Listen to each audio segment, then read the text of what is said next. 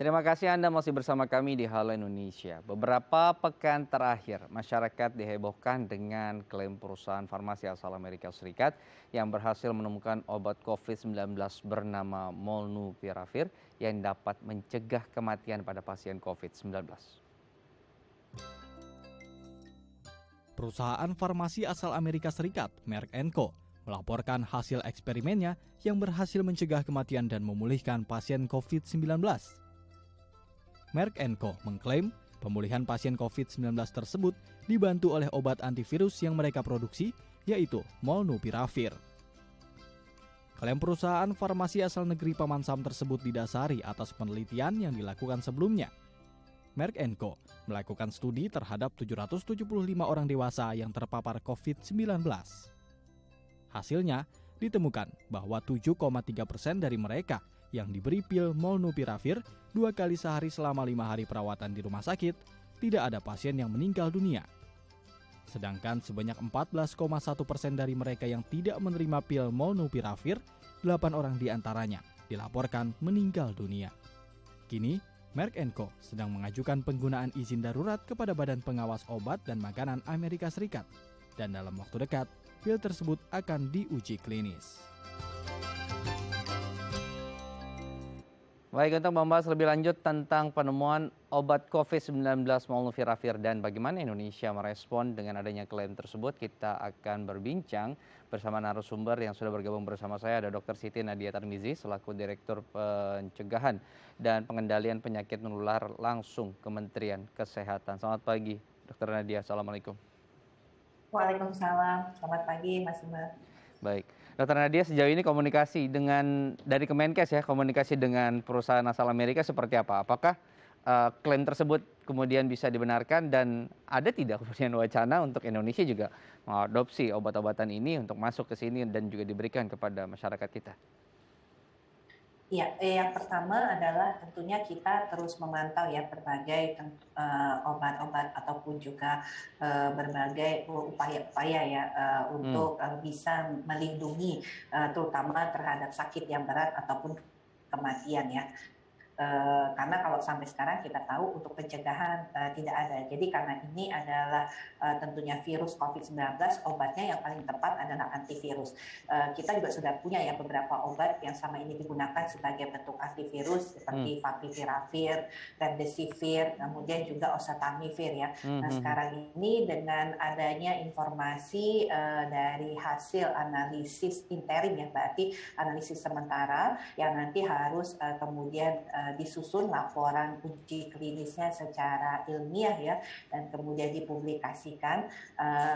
Ini yang kemudian nanti kita bisa melihat apakah betul obat Molnupiravir ini merupakan salah satu obat yang bisa digunakan dan memang obat COVID-19 ya. Jadi sama seperti kalau kita tahu obat Favipiravir, Remdesivir, Oseltamivir ini kan memang obat antivirus, tapi virus itu banyak sekali, terutama ini virus influenza. Nah ini memang dikatakan memang untuk obat COVID-19. Jadi seperti misalnya obat penderita ataupun penyandang HIV itu kan memang sudah ketemu ya obat antivirusnya ya yang kemudian kita sebut sebagai obat antivirus yang retrovirus karena dia bentuknya seperti itu.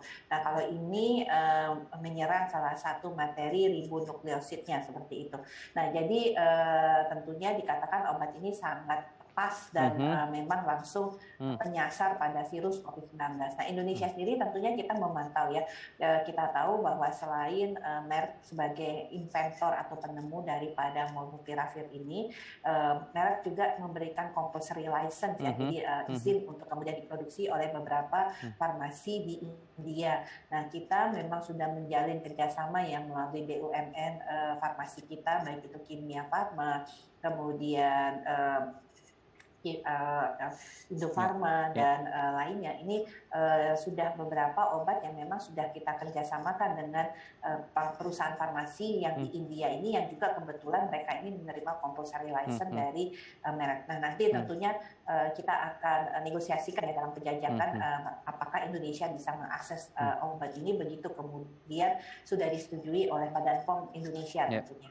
Oke, baik. Kita harapkan juga ini bisa segera masuk dan juga bisa kita miliki gitu ya, Dok ya, karena ya kita harus terbuka dan masyarakat juga menanti dengan hal seperti ini.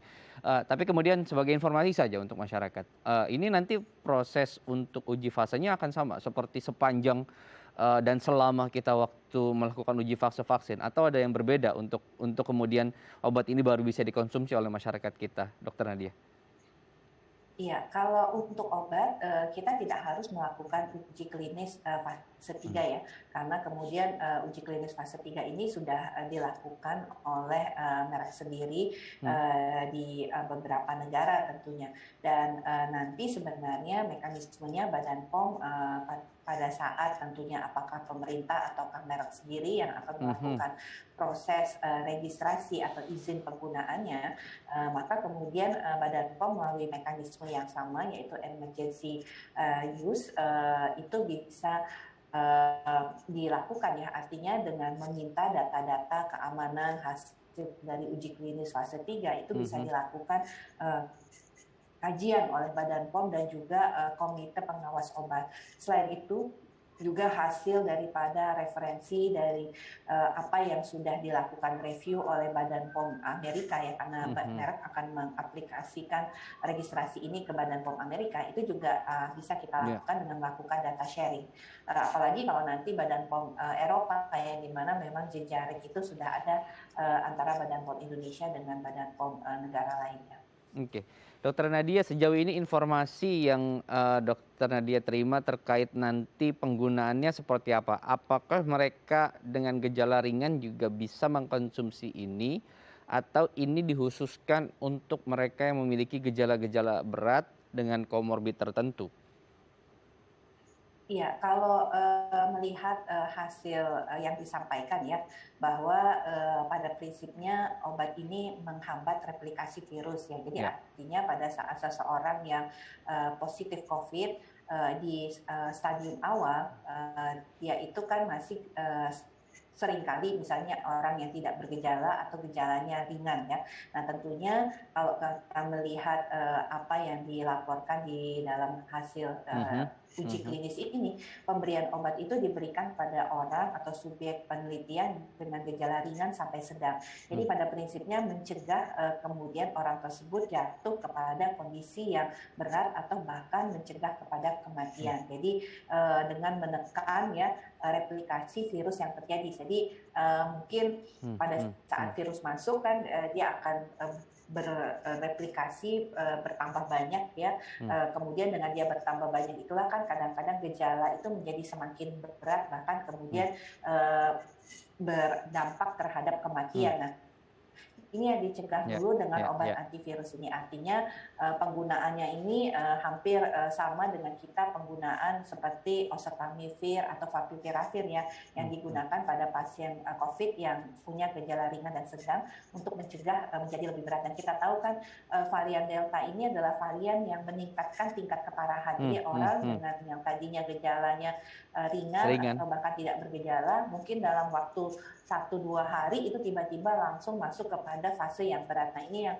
kalau kita lihat dari awal informasi awal yang kita dapatkan, disinilah peranan daripada obat molnupiravir ini. Oke.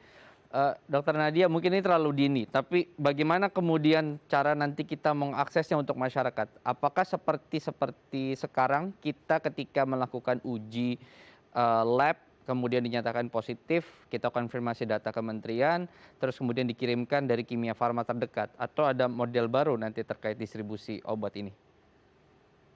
Iya, yang pasti kami sampaikan kembali kita menunggu ya hasil kajian dari Badan POM dan Mhm. Komisi Obat. Artinya itu ditandai dengan pengeluaran emergency use Ya. authorization daripada obat ini. Dan ini harusnya tidak lama ya karena Mhm. Mhm. pertama dalam keadaan emergency dan pandemi ini Badan POM berkomitmen untuk bisa Ya. mempercepat Ya. hal-hal yang terkait dengan obat COVID-19. Yang kedua tadi bisa data sharing. Jadi ya kita tidak perlu melakukan Ya. uji klinis Ya. lagi ya di sini. Nah tentunya setelah tahap itu dibahas, akan dibahas juga dari sisi indikasi penggunaannya.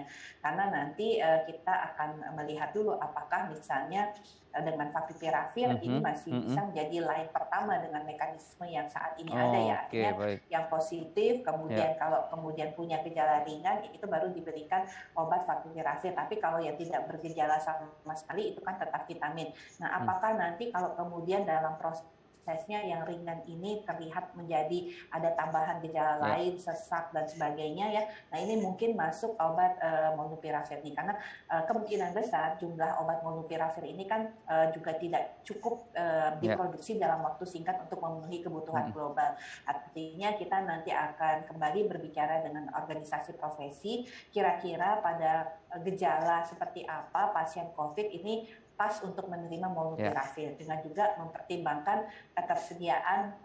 Kalau kita sih inginnya bisa beli Ya. sebanyak-banyaknya ya maksimumnya, tapi ketersediaan produksi obat tersebut dari pabriknya sendiri, kami yakin pasti akan ada Baik. keterbatasan. Jadi cukup jelas tadi penjelasannya. Mungkin ada paket C nih. Kalau sekarang kan paket A dan paket B. Untuk ringan dapat paket A, untuk yang gejala ringan dapat paket B, baru kemudian dilarikan ke UGD ketika memang sudah lebih parah. Tapi nanti ketika ada obat COVID yang baru ini, ada kemungkinan nanti akan paket C, melihat lagi bagaimana kondisi si pasien tersebut. Baik, Dokter Nadia, terima kasih informasinya. Ini sangat bermanfaat sekali untuk kita dan juga untuk masyarakat dan pemirsa Dai TV.